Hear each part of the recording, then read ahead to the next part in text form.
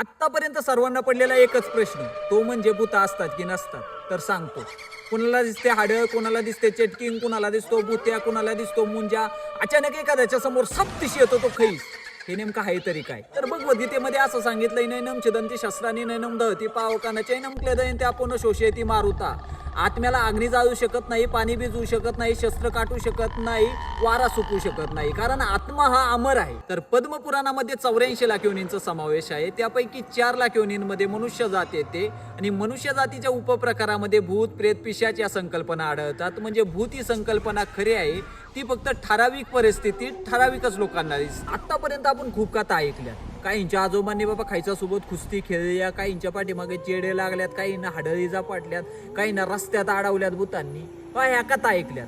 माझ्या तर सोबत असं कधी काही घडलं नाही. तुमच्या जर सोबत घडलं असेल तर कमेंट बॉक्समध्ये नक्की सांगा आणि फॉलो करायला विसरू नका, नाहीतर समोर डायरेक्ट भूत येईल. बघायचंय?